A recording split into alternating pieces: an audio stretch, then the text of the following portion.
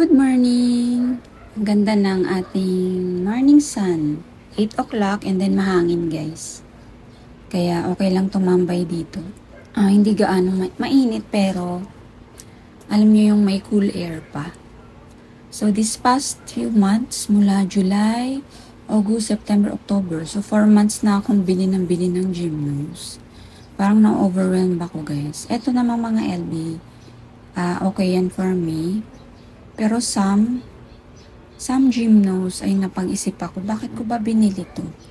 So, in tips for buying Gymnos, wag tayo yung bili ng bili. Tingnan natin kung may future ba sila or maganda. Except sa mga may IDs guys Kasi ang may ID talaga, alam mo na kung ano yung itsura niya. So, kung hindi man siya perfect ngayon, alam mo na yung itsura niya paglaki niya or pag na-stress nyo. Yan, tulad ng mga may ID. Maliit pa sila, maganda na sila. So, yan, pwede kayong bumili niyang may IDs na yan. Kasi alam nyo na yung itsura nila. Mag-abang na lang kayo ng mura. And then, crested. Ayan, maganda din talaga ang crested guys. Tulad nito. 100 lang pero mabilis yan lumaki. So, pag wala namang IDs guys, go for the perfect ones. Tulad yan. Perfect na yung kanyang pattern. If hindi pa naman perfect, close to perfect. So, merong mga mura na Gymno, halos perfect na. Tulad nito. Dalawang ribs. Parang ilang ribs na lang. Perfect na. And ang ganda ng kanyang marbling. Ayan, parang ito na lang yung intayin ko. Pero maganda na yung ano niya, yung marbling niya. And so, yun yung titingnan natin sa Gymno, yung kulay niya. Ayan, ano na, yung pa-perfect na. Unlike nito, tingnan nyo, compare ko lang. Ayan, ano pa yung kulay niya? Magkaiba. So, hindi pa siya, malayo pa tong maging perfect. Perfect pattern. Kumpara dyan, okay na siya, diba? Tulad nito, maganda na rin yung kanyang marbling. So, yun yung titignan nyo guys, yung mga colors niya, yung splashes of colors, and yung pattern. Ito, tingnan nyo, wala, malayo pa tong mag-perfect. So, yun yung natutunan ko. Hindi naman ako expert. Kasi, last year, bumibili na ako ng Gymno, 1 year na. So, nakadalawang bili lang ako. Tulad nito, guys. Ang ganda na. Parang konti na lang. Halos lahat may kulay na. So, yun lang yung natutunan ko. Pag bumili tayo, pag mura, tignan nyo yung pattern. Ito mura nga, pero parang wala naman siyang future. Yan o. And, yun pala yung tandaan nyo, yung pattern niya is nagsisimula sa gitna. Hindi sa gilid. Yan, dyan siya sa gitna lalabas, una. Ito malayo pa din. Yan, sa gitna nyo titingnan. Ito, wala din. Ayan.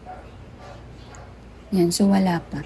Pero depende rin naman yan sa inyo guys, kung kunyari, ang pagkukolect nyo is sa kulay. Gusto nyo puro pink or puro yellow. Yan. Pero may mga patterns sila na natitingnan nyo yung marbling, yung may future ba siyang maging perfect. Ito, wala. 1 year na to, wala. Hindi siya naging perfect. So, ano siya? Hindi tataas yung kanyang value. Parang ganun. Ito rin, 1 year na to. Yan, pero LB to. Maganda yung side, pero sa top view, wala. Wala siyang pattern, kumbaga.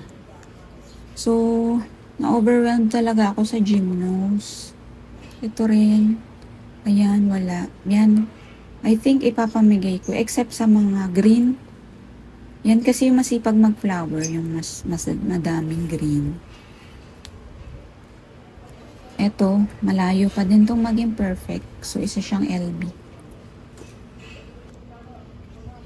Ayan guys. Yan, pero depende pa rin naman yan sa inyo. Ito freebie lang to. Kunyari, may color kayo na gusto, puro pink or puro yellow. Pero tingnan nyo yung pattern. Huwag yung tayong bili ng bili. Tulad ng nangyari sa akin. Tingnan nyo to. May ID din siya, Rosemary to. Pero tingnan nyo. Ganyan talaga yung mga may IDs. Sa may IDs naman guys, okay lang mag-start sa maliit.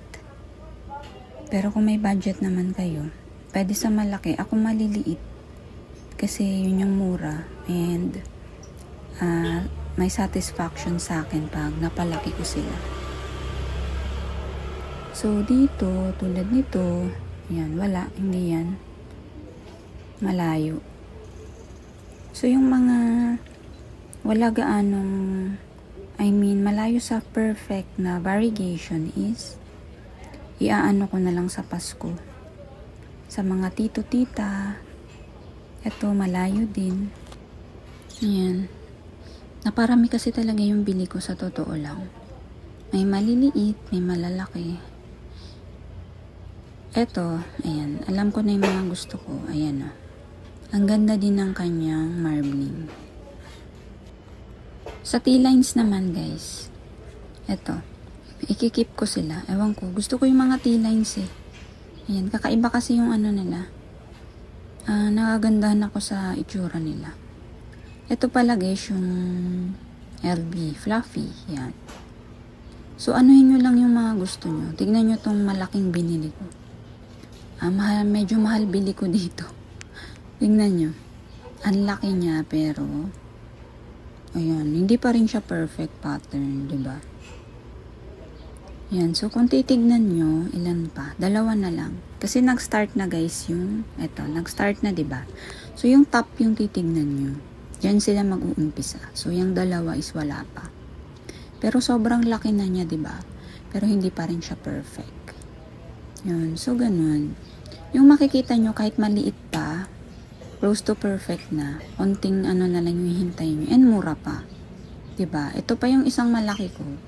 Mahal din yung bili ko. And malayo pa din. So, yun yung natutunan ko.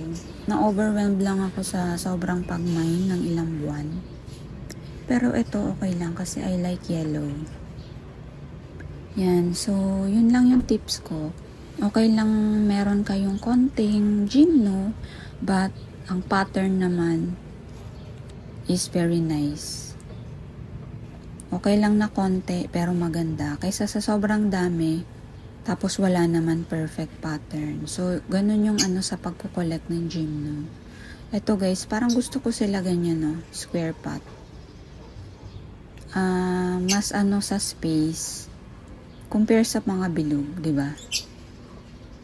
So, actually may parating ako. Ayan na naman. Pero I think this is my last. From Lots Cactus Garden. Pipick upin ko pa. So, see you on our unboxing. And yun lang yung tips ko guys. Okay lang konting gymno but ano nyo yung quality and the pattern. Tulad nito pa. BOS to nung nabili ko. Medyo malaki siya kumpara dito sa BOS na isa. But tingnan nyo ang quality nila. Ibang-iba. Ito, sobrang fluffy and very nice yung kanyang ano. Compare dito sa isa. Pero parehas sila. So, yun lang. Huwag magmadaling mag-collect ng sobrang dami. Piliin nyo. Ayan. So, happy weekend.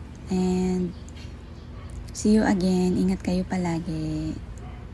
Thank you so much for watching. Bye!